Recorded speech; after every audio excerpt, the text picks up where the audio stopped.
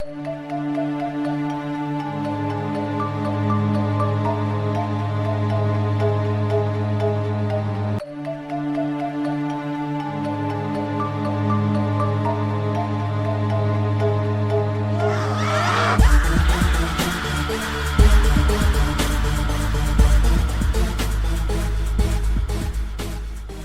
remember UFO Hunters, Mateo? I do. I liked that show. Yeah, it was a good show. I got the opportunity to go check out Bill Birnes talking. He was promoting his new book, and unfortunately didn't have any for sale, which was kind of weird.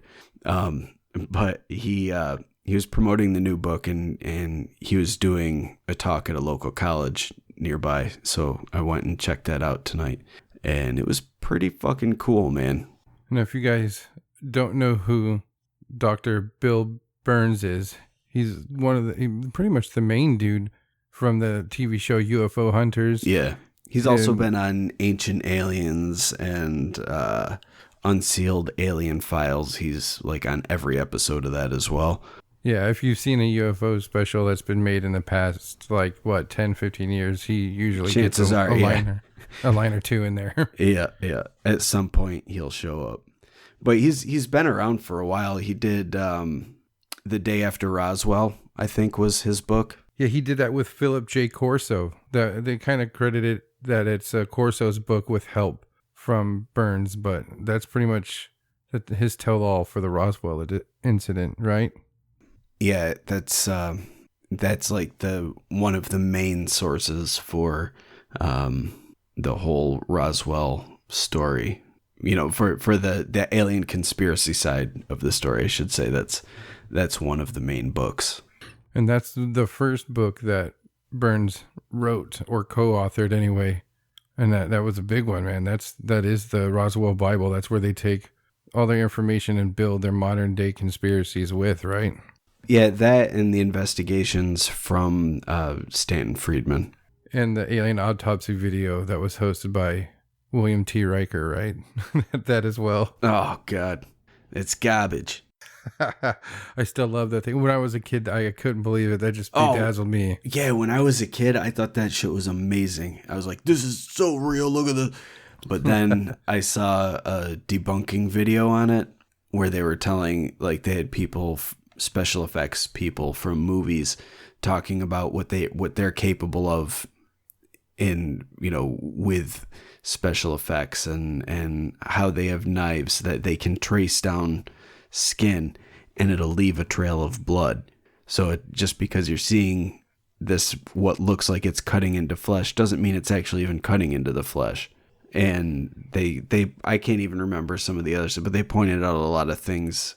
But this was before it was officially admitted as a hoax. This was just a bunch of special effects artists talking about why they thought it was fake. And that right there alone for me is enough to not take it seriously. It's that somebody was able to recreate it to that degree. You know, if we can know that for sure, then I just can't consider that authentic anymore.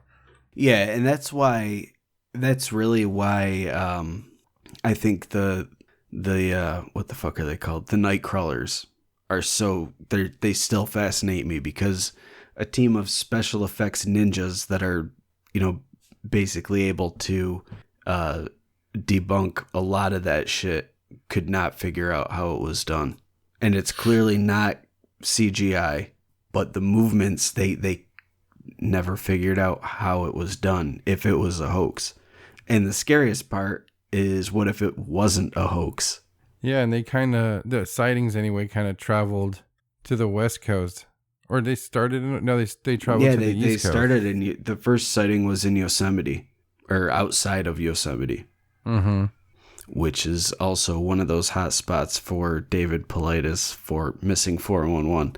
Mm-hmm. Yosemite. Maybe that's all that remains of the victims of the disappeared. They come back as shambling night crawlers. Oh. To live existence as a pair of stilts. Covered in toilet paper. Seriously, it's so fucking creepy, man. Yeah, I love those things. It's one of the weird things that's popped up that they haven't been able to 100% debunk yet. And not only have they not been able to debunk it, but there's nothing like it. In cryptozoology, in ufology, and all of that shit, there's nothing like these things. They're just so bizarre. Do you think Dr. Barnes is a nightcrawler? I'm just kidding. But back yes, to 100%. He's a nightcrawler in a man suit. It's like that little thing in Men in Black. It's just like a robot. Yeah, exactly. He opens up and he's Nightcrawler. like, I got them this time. They fought it again. No, but it was really, really good. It was super informative. He started out, the whole basis for the talk was he was kind of building an idea for this conspiracy theory. Basically it was a little more than like a rundown for beginners. Like, he focused for a while on the battle for Los Angeles, and then he talked about Roswell, but then he went back and talked about sightings in early American history, and then even sightings that predated America as a country when it was still colonies. So that was pretty cool. And then went ahead and talked about Eisenhower and his interaction, and he had kind of a different take on what happened with the Eisenhower meeting, which was cool. Oh, and, yeah, what did he say about that? Well, for the Eisenhower thing, he said when they got together, this was after Roswell, when we shot down one of their craft, and then they, in 52, they invaded, well, I say invaded, but they flew over Washington, D.C. And in Washington, D.C., there's that famous footage of them flying over the Capitol building. But they were also flying over the Washington Monument. They were flying over the White House. They were all over the place. And this was when Truman was still president. Then the next year, Eisenhower came in. But what you don't hear about that flap of sightings over Washington, D.C. in 52 is that one of the craft was shot down, and it crashed in West Virginia on this field in West Virginia. And witnesses there said that out of the craft came this robotic figure that kind of stood guard while the inhabitants of the ship came out and started working on the ship. And then other UFOs came in and they were able to get out of there. But the police were called in, the army was called in.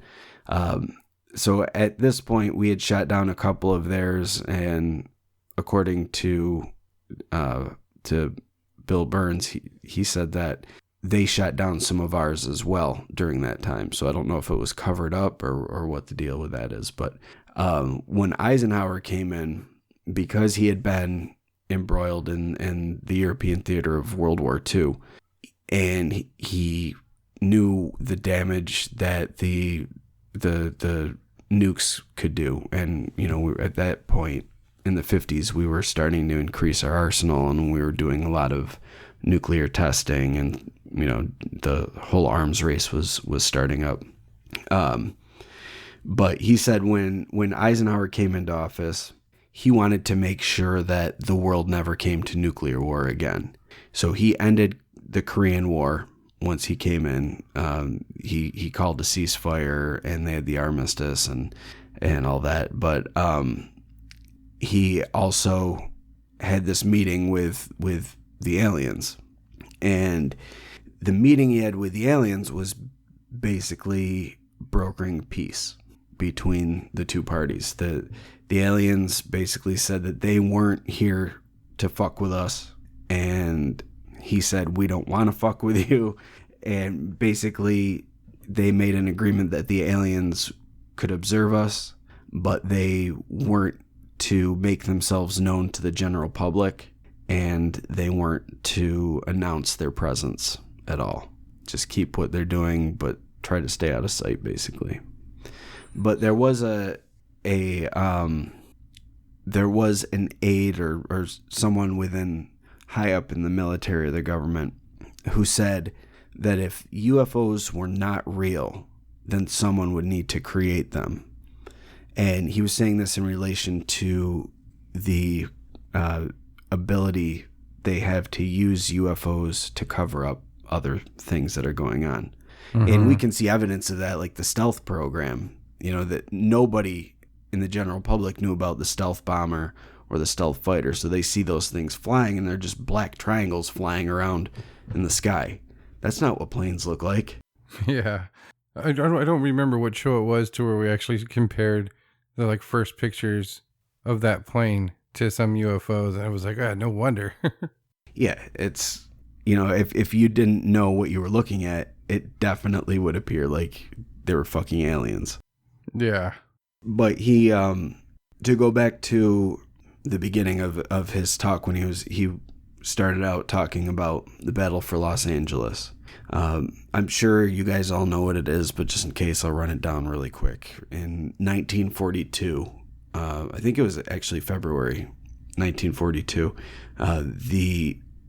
during the night, there was a object, some sources say multiple objects, that flew over Los Angeles. And the anti-air cannons that they had began opening fire. And the shells were exploding around this thing, but nothing was brought down. And all this artillery started raining down on the city. I think 5 people were killed, a bunch of people were injured, and there was a lot of property damage. But they were firing at this thing for hours, and then it just turned around and flew back out to sea. So the idea that's generally passed around is that this was a UFO, and our shells couldn't penetrate its shield or whatever was going on with it. But he proposes a different theory here, and his theory that he proposes is that this was actually a military exercise. And what they did was they used a plane, just a military fighter plane, and flew it at an altitude where it would be safe from the anti-aircraft barrage. So it would appear that these things were blowing up around it, but really they were blowing up before they even got to it because they couldn't shoot that high. Well, weren't some of those types of shells designed to do that and project shrapnel? I mean, I'm really not sure. I don't know anything about military artillery. So, I mean, it's a possibility. Yeah, that's a weird one. Weird explanation. But he said that this was it was being used to see how quick the anti-aircraft barrage would be able to respond if a threat came in. Because at this point, we actually did have Japanese troops land in the Aleutian Islands in Alaska. And they were shelling the islands and bombing places and, just being general jerks to the people of the Aleutian Islands. And they allegedly also launched a firebombing campaign where they had balloons with fire bombs that they would fly over areas, and then the balloons would burst and the bombs would fall. I don't know if that might be more conspiracy theory than historical fact. So don't quote me on that. I just recall reading that at one point. I've heard of it as well. I remember reading about that. Yeah, and I think some of those balloons went into Canada. I don't know. But yeah, he was saying that if you look through history, a lot of the things that they've been able to hide because of UFOs, being able to use UFOs as a convenient cover, and they were able to, and anytime they wanted to cover up new military craft, like for all we know, the Phoenix Lights could have been a military craft that they're just using to cover up. They're using the UFO thing to cover up because, again, nothing that we are aware of looks like that. And it seems kind of like a overkill as far as an excuse, right? I mean, I don't know. I think Russia just rolled out their newest fighter jet, and it just looks like a normal jet. I'm sure it has cooler capabilities, but I don't know. Does sightings of what end up being secret military craft happen enough to where blaming it on UFOs it seems like a good idea? No, and I don't think that's the story in all cases. And I honestly don't think that's the case for the Phoenix Lights either. Yeah. But it's definitely been a matter of convenience. And I've talked about it before on the show about how the government, they're with the whole psyops thing, putting the idea of UFOs in public, but making it so it's seen as a joke or a folk tale or an urban legend, nothing that would be credible. And because they're able to do that, it makes it so when people see things, whether it be experimental military craft or an actual UFO, no one's going to believe them. And they'll question they'll question their reliability. He was also, he talked about the, what are they called? Tom DeLonge's group, To the Stars Academy. Did he? Yeah, he talked about them a little bit, and he said he's got an interview lined up with one of their scientists, which should be cool. But he didn't seem like he was completely buying what they're selling, if you know what I mean. No, I didn't. Like we covered in your rant show, I didn't do much research on them. Do they claim to have like some groundbreaking shit? I mean, they want to bring about disclosure, but do they have some shit they can release? Allegedly. But okay. To me, it again sounds like the whole Paul Benowitz thing with them, they're just leading some of these people around, with the promise of things. And maybe they're giving, I think the that video that was released recently with the admission that the government really did have a secret program exploring this stuff, that had something to do with To the Stars Academy. I don't know if they were the ones that released it initially or if it was given to them. I can't recall at the moment, but there was some tie to them, and they claimed to have more video and more footage, and I don't know. To me, I think it's a big psyop. But Birnes wasn't too impressed with them. He said he had an interview lined up, but he didn't really have much to say about it. So I guess we'll see. But he was talking about Kennedy, and there's apparently an official document that's out there that I don't know where you can get it. He said he's got a copy of it in his new book, but it's a document where Kennedy sent a memo to the director of the CIA, and then officials within the Army, Navy, and Air Force, telling them to share all of their information on UFOs with the Russians.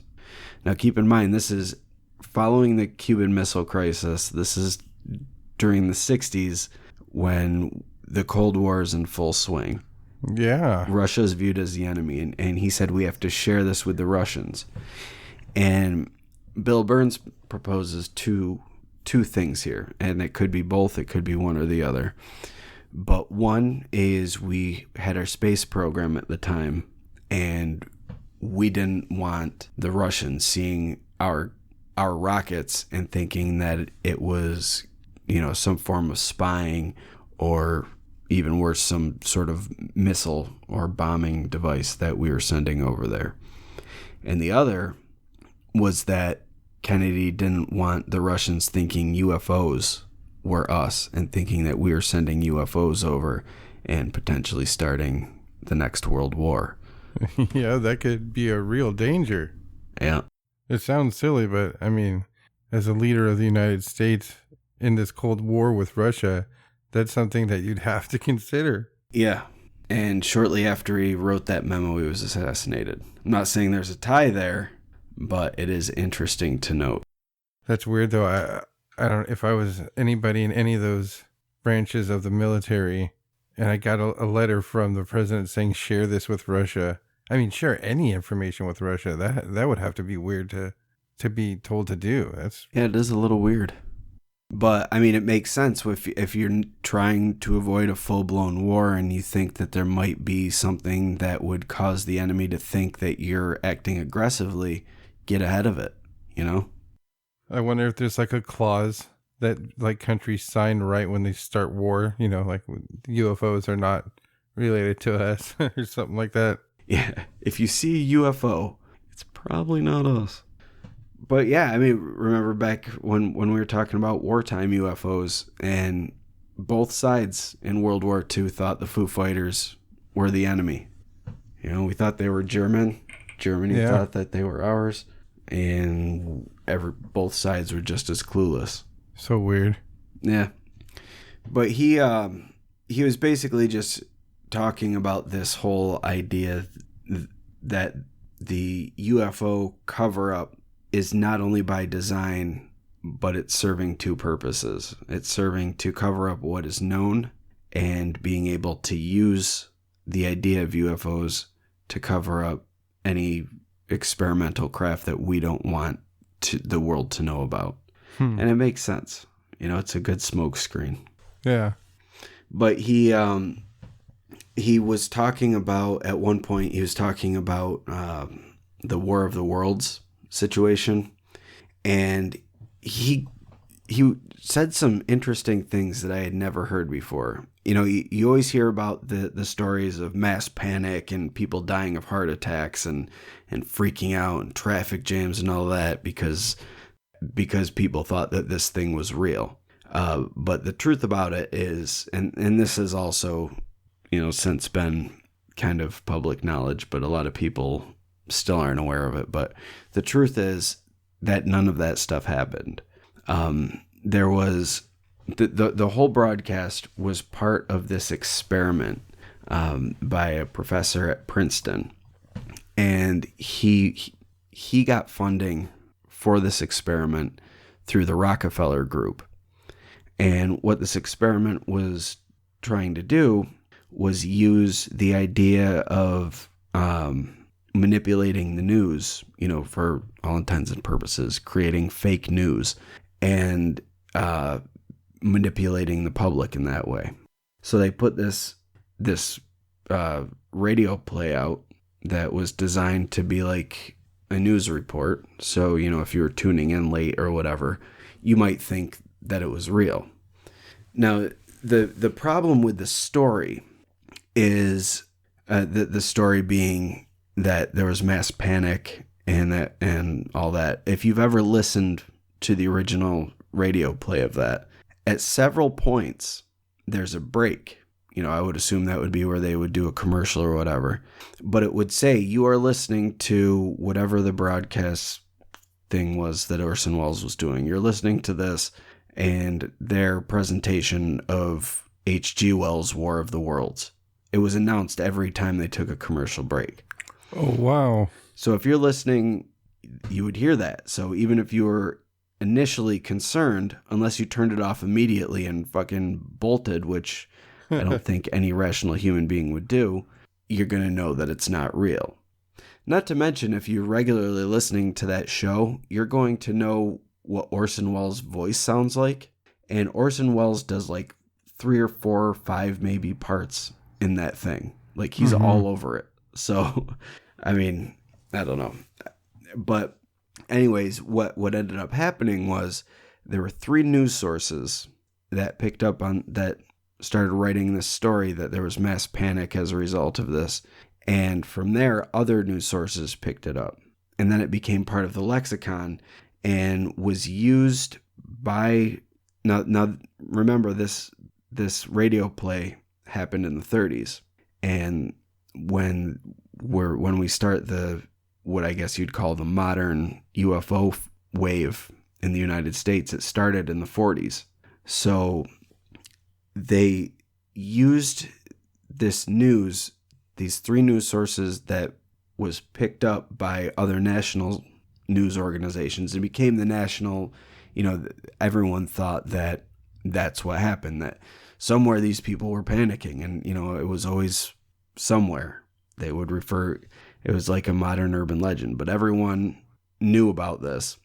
And they cited this quote unquote panic that occurred when people thought aliens were real, and used that as justification to keep all UFO sources quiet, with the idea that if it's released to the public, everyone's going to lose their shit and freak out.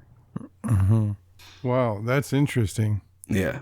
But there's a documentary on Netflix about the War of the Worlds thing, and I'm pretty sure they get into the whole manipulation thing, or not manipulation, but the whole fact that the story was blown out of proportion. Yeah, I remember that, reading that early on. I mean, when you were a kid, you always heard about how people were killing themselves and trying to evacuate cities, and just the general panic that caused. But you read early on that wasn't true, and that to me that makes perfect sense. Just some type of conditioning, or even just to be able to say, "Look what happens." They freak out. Yeah, and this is why we can't let them know. Mm-hmm. It's bullshit. Yeah, I mean, you gotta. Times have changed. I mean, like we've talked about many times, I think people are more ready than ever for that type of information. Yeah. When at the end of his presentation, he took questions for like 45 minutes, and one of the people asked him if he feels what he feels the public reaction would be, knowing everything that he knows, if the government came out and did a press conference thing saying aliens are real. And he said he thinks people would freak out if presented that way. But then he went on to say, but look at things that come out. Look at that video that I referenced earlier with the pilots talking about this object that they have no idea what it is. They can't lock their weapons on it. And he pointed out, keep in mind that was actually released by the government. And he goes, that's basically disclosure right there. They're putting this video out. Nobody knows what that thing in the video is, and it's being released to the public. And he said that's the type of thing you have to look for if you're when you're looking for disclosure. Look at these things. Look at the government officials that are like. He also pointed to this last election cycle with Hillary Clinton saying that she would release UFO documents, and he made this interesting connection that I was never aware of. So if we go back to the Phoenix Lights again, it's 1997, and that's when Bill Clinton is in office. Now, remember the governor of Arizona? Remember he did that press conference thing and pissed everybody off with the fake alien? Yeah. But then he later came out and admitted that he actually witnessed the lights as well. Shortly after that, he was actually on trial, and it looked like he was going to be convicted on corruption charges. No way. Yeah. But Bill Clinton pardoned him. Really? Yep. Wow. I wonder, I've never heard of this. Yeah, I didn't either. But apparently I did hear about the corruption thing. I didn't realize that Bill Clinton was the one that pardoned him, though. But Bill Clinton pardoned him, and did you see that Phoenix Lights documentary that used to be on Netflix? I'm sure I did. There was an official, she worked in the city offices of Phoenix, and she was really putting pressure on the governor and even going to the federal level to demand that someone look into this, because she was pissed that something was allowed to enter our airspace that low. Nobody knew what it was, but there it was anyway. And she wanted someone to look into that. And she started shaking some trees, and she ended up getting fired. So they clearly are trying to keep something quiet, I think. Yeah. But one of the most interesting things about this was a story that was told in the Q&A section that I had never even heard of. And it happened right nearby where I live. Like, I basically drive through this area on my way to work every day. But it was apparently a UFO chase. I don't know if I mentioned it on the show before. I probably did, but there's a Air Force base that's right near here. That it's where the most recent, or the last Woodstock was. It was in this Air Force base called Griffiths Air Force Base in Rome, New York. It's like 15 minutes from here. But there were 2 F-94 two-man jets that were on, it was a training mission apparently. They were just flying around the airspace above the airbase and just doing a standard patrol in the area, the restricted airspace above the base. And during the training mission, they were suddenly notified that it had become an active air mission, and the jets were sent off to look for what these unidentified aircraft were on the perimeter of the no-fly zone. And when they got there, they had reported one of them was a plane. They were able to identify the tail number, and it hadn't entered restricted airspace. It was on just outside of it. So they were checking it out because it was getting close, but it wasn't in restricted airspace. But apparently there was a second object that they weren't able to observe or identify, I should say. And then all of a sudden the inside of one of the cockpits got extremely hot. The firelight went on in the cockpit, and the radar operator ejected, and then shortly after the pilot ejected, and this plane crashed right in the middle of an intersection and destroyed 2 houses, hit a car with a family in it, killed 4 people in the car, or 3 people in the car, and a lady in a house nearby. And then it wounded a 1-year-old. Damn. And the weird thing about it is that they're typically when a pilot is going to crash land, they'll make sure they're going to crash over a non-populated area. But something here made it seem that this wasn't an option, and they got out of there. And the pilots were not faulted for it. They did everything according to procedure, and there was no disciplinary measures taken against them, despite the fact that civilians were killed. But it was seen as something that the pilots wouldn't be able to control. It was, they had to bail at that point. But the cool thing was the guy who he was doing a presentation or something for, I think he was a teacher, and he said he was doing a presentation for his class, and he was talking about this case, and he wanted to know if Bill Birnes had anything to add to the case. And Bill Birnes had mentioned that he had heard of it, but he didn't really know too much about it. But this guy in like the 3rd or 4th row spoke up, and apparently he was working on the base when this happened. Ooh. And according to him, the pilot in the plane that crashed said that the inside of his cockpit lit up bright green, and it was super intense heat, and they had to get out, and they didn't have a choice. It was either that or they were going to die. When the newspapers reported it, they reported that there was a fire in the cockpit, and that's what caused the pilots to eject. But then there's another narrative that came out that states that the crew ejected when their fire warning light came on, and that there was no smoke or heat detected. But bailing at that point goes against every single thing that they're trained to do in cases like that. Mm-hmm. So that doesn't make sense. But after hearing this story, I came home and I did a little research on it.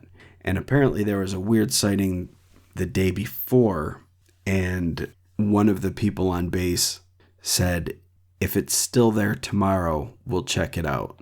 Which seems like a weird thing to say if it's a balloon, because a balloon's not going to stick around for an hour, let alone a whole nother day. You know, so there must have been something weird about it to make him say that. Yeah, that is odd to say. Maybe it made him nervous, I guess, you know. Maybe. Yeah, we'll check on that tomorrow. Yeah, it's weird. But the strange thing about this is the pilots are not named. There's no reports of this in the Project Blue Book files. And typically something like this would be reported because at one point it was a UFO by definition. You know, they didn't know what it was. So it would have been something that they would have reported. And then once it identified, they would have cleared it and explained it away as another craft, or another known craft, I should say. But there's no file on this incident whatsoever in Blue Book. And the accident report is in Air Force Headquarters Operations under Top Secret heading. Oh, wow. I was just going to ask you now, you heard from this dude who says that it started glowing green and that was the real cause. Mm-hmm. Now, in doing your research, is that where you found the reports of like the lights going on? There's nothing stating that. Like you can't find the name of the pilots or any of the radar guy who bailed.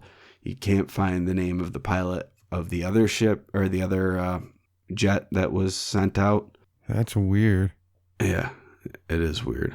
You think you would have heard of something that happened so close to you? I mean, you being into UFO stuff enough to, you know. Yeah, it is really weird.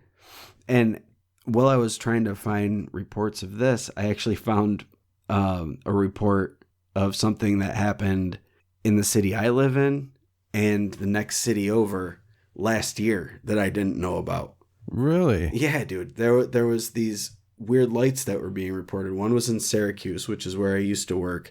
And then one was here in Oneida and one in Canastota, which is the next city over, all in New York. And one of them is this boomerang-like strand of lights. Whoa. Yeah, I had no idea. And the other one was just like 2 points of lights. The pictures were really shitty, so you couldn't really tell. But I was blown away. I'm like, man, I live right here. Like literally this happened in the city I live in. Why do I not see it? What the hell? Got to check local news, I guess, or yeah, they bury those types of stories, you know? Yeah. But there are people who did see the object and they called in and reported it. And they said that it was either walnut shaped and shiny or it looked like a big flying golf ball. And one person said it looked like a toy top and another person said it looked like a balloon. And then one witness said, I don't believe in flying saucers, but if there are any, this is one of them. Okay, sir. Thank you. Yeah. But both Rome and Syracuse airfields, they both claimed it wasn't anything they had released. There were no weather balloons released in the area. So it's kind of weird. But apparently over 1,000 people called in on this. Wow. Reported seeing it, yeah. That's a lot. And people within 25 miles of the airbase reported seeing it. Whoa. Yeah. That's odd that, I mean, neither of us heard of that. I'll be honest, if we don't have an idea for a show, we'll do what, the normal people do. Start looking for paranormal stories, UFO sightings, and we didn't come across that at all. Yeah. I just can't believe that I never heard of it. I mean, yeah, it happened in 1954, but still, the fact that it happened it's a small town called Walesville, which is outside of a small city called Westmoreland. And it's so close, and it's such a crazy event to have happened. I can't believe it's not one I've ever heard of. It was actually reported by Major Donald Kehoe, he headed the National Investigations Committee on Aerial Phenomenon. I was going to say, that name was familiar. Yeah. Yeah, he did a lot of UFO research back in the day. So what else did he cover in his book? You'd mentioned that he didn't have any there to sell with him. Yeah, which That's was fucking unfortunate. weird. Because I totally would have bought one. Did he run out, or he was just like, no, he just said he didn't bring any with him. I'm like, oh, all right. Wow. His new book's called UFOs and the White House. What did our presidents know and when did they know it?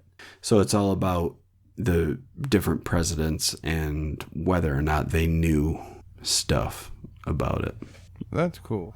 I always like when the pros get into that side of it. Yeah, it definitely looks like an interesting book, and I'm probably going to pick it up.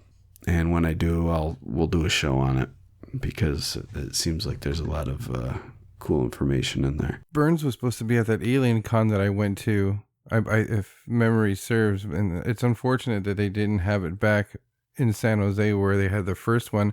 And I'd mentioned when we did the show about me going to that, they had said they were going to do it there, and it was more successful than they projected it being, and they were stoked for next year, and then boom, gone.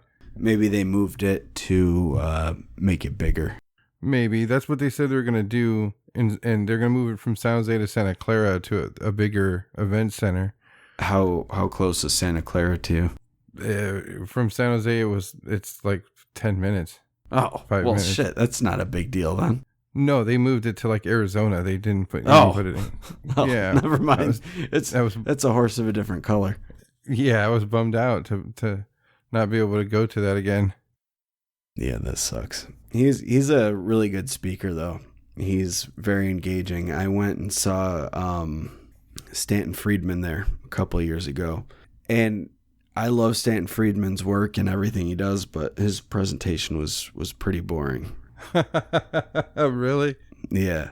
Like both my brother and I are huge into UFOs, and we both left. We're kind of like, You know? That sucks. Yeah. But what can you do?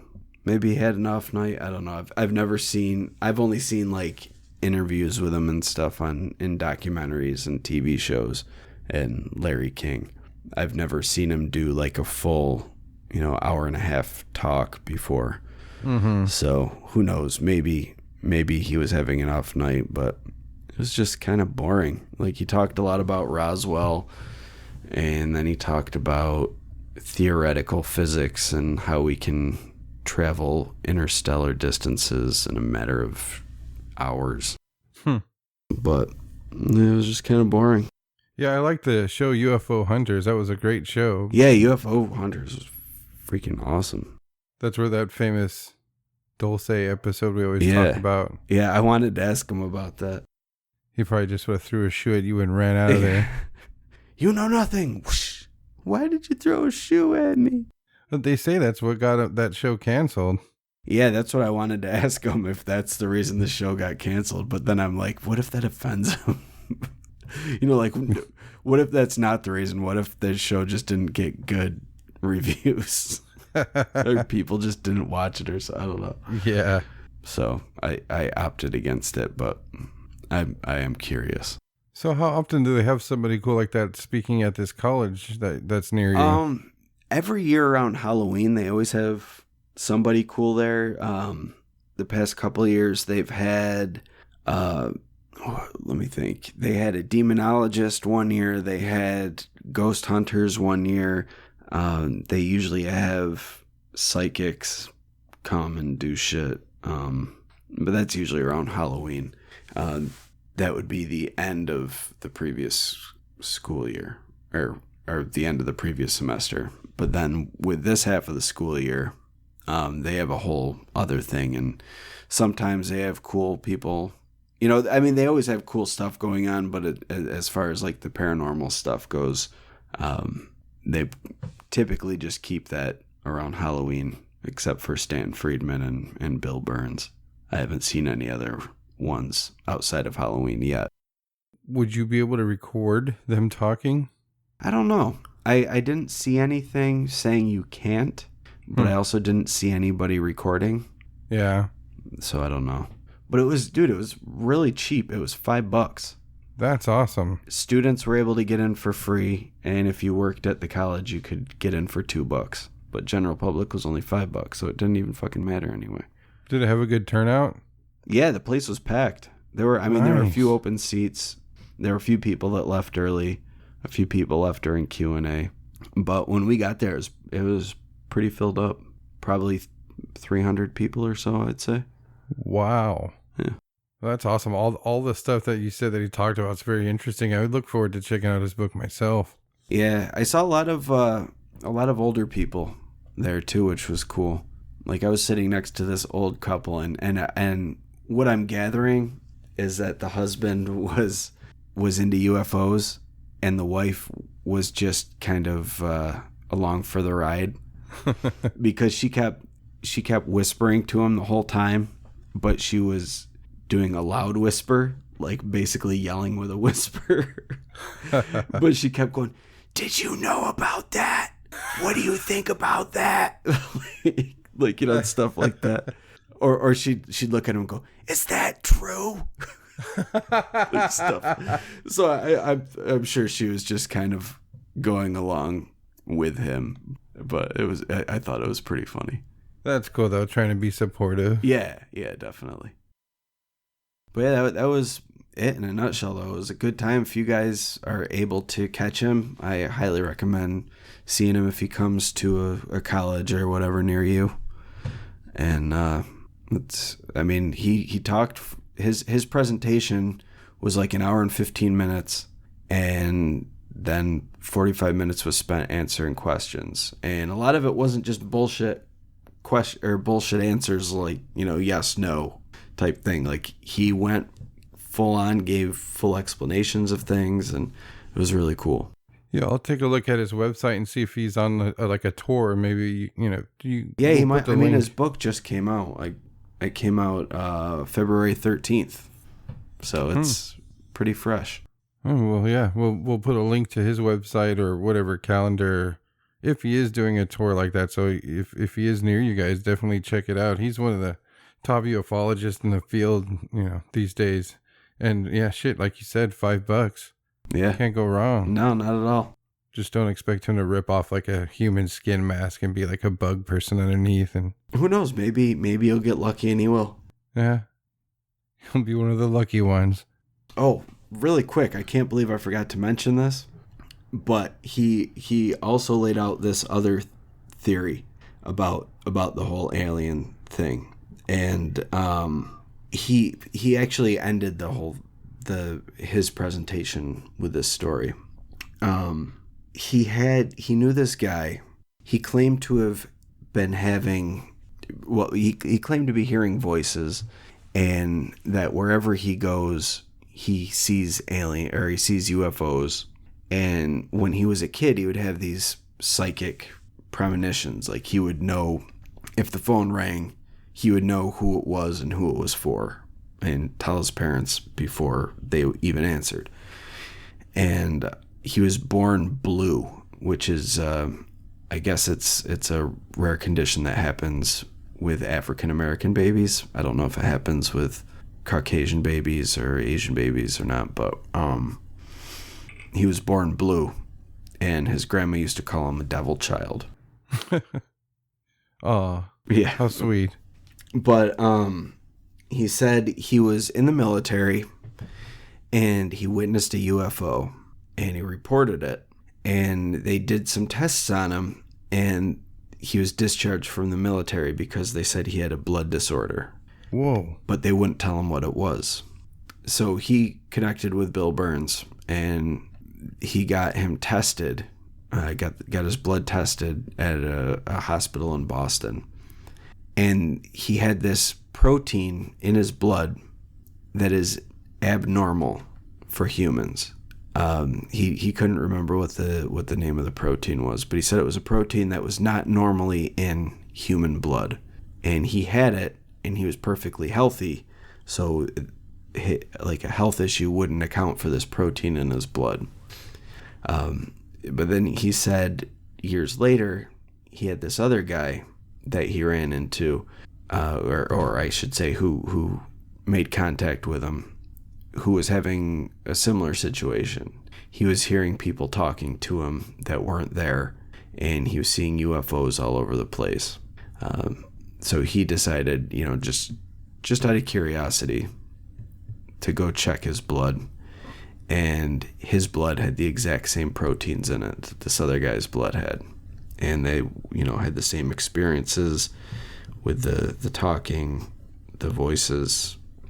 And he made the point, and someone else in the audience actually talked about, or asked him about it as well, but he made the point that the typo-negative blood type, it's only like 2 or 3% of the human population have this blood type.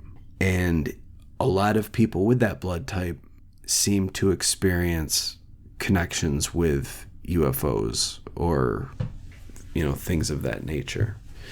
And it's a mutation in the DNA, basically, that creates this blood type.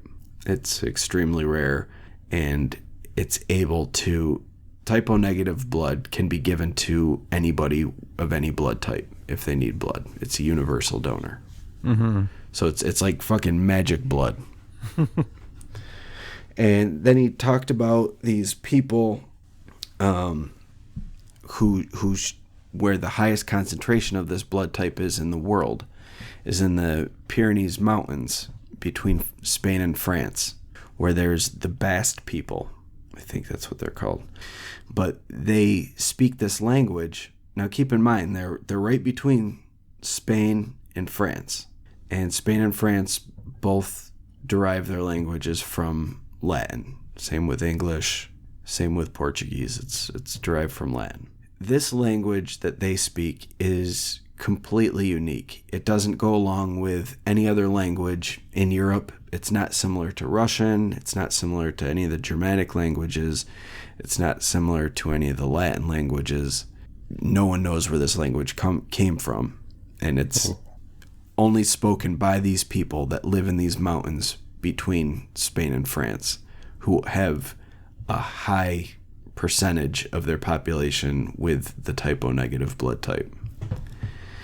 So the theory that he proposed was that the aliens have been here, or whatever these things are, have been here for thousands of years, maybe hundreds of thousands of years. And they're trying to breed us, or, integrate their species with ours by breeding. So they're breeding with us, and every generation that gets bred with them makes human more alien. I mean, that's what it definitely sounds like. I mean, magic blood and being born blue and... Yeah, the blood type thing is weird, though, because that is, in a lot of abduction cases, it's the typo-negative blood. And this is both in the alien abduction experience as well as the military abduction experience. For some reason, the typo-negative blood is highly sought after by these tests, whatever these tests are. And Bigfoot, they like to take people with a blood type too, right? I don't know. I mean, if Bigfoot's an alien, then I would assume he would. Maybe Bigfoot is what we used to be before the aliens started banging us. Thank you for listening to the Whatcast. You can find us on Twitter, Instagram, Facebook, iTunes, and YouTube. Enjoy the podcast. Get yourself a Whatcast t-shirt or a sticker pack. Who was that dude on that one episode? Try the links in Homie's page. All this and more can be found at www.thewhatcasters.com. Thanks again for listening and have a great week.